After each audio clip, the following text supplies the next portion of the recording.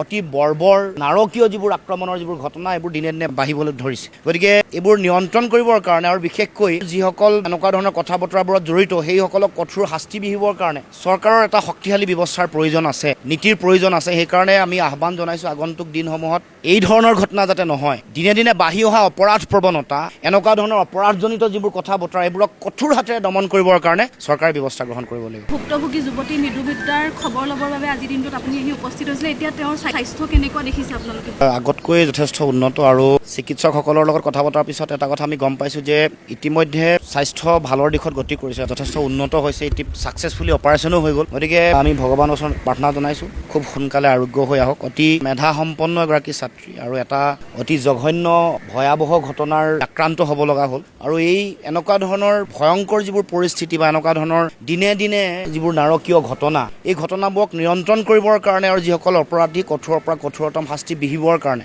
চৰকাৰৰ ফালৰ পৰা অতি শক্তিশালী ব্যৱস্থা লাগিব। নহ'লে আমি দেখিছোঁ যে শেহতীয়াকৈ এনেধৰণে অতি বৰ্বৰ নাৰকীয় যিবোৰ আক্ৰমণৰ যিবোৰ ঘটনা এইবোৰ দিনে দিনে বাঢ়িবলৈ ধৰিছে। গতিকে এইবোৰ নিয়ন্ত্ৰণ কৰিবৰ কাৰণে আৰু বিশেষকৈ যিসকল এনেকুৱা ধৰণৰ কথা বতৰাবোৰত জড়িত সেইসকলক কঠোৰ শাস্তি বিহিবৰ কাৰণে চৰকাৰৰ এটা শক্তিশালী ব্যৱস্থাৰ প্ৰয়োজন আছে, নীতিৰ প্ৰয়োজন আছে। সেইকাৰণে আমি আহ্বান জনাইছোঁ আগন্তুক দিনসমূহত এই ধৰণৰ ঘটনা যাতে নহয়। দিনে দিনে বাঢ়ি অহা অপৰাধ প্ৰৱণতা, এনেকুৱা ধৰণৰ অপৰাধজনিত যিবোৰ কথা বতৰা এইবোৰক কঠোৰ হাতেৰে দমন কৰিবৰ কাৰণে চৰকাৰে ব্যৱস্থা গ্ৰহণ কৰিব লাগিব।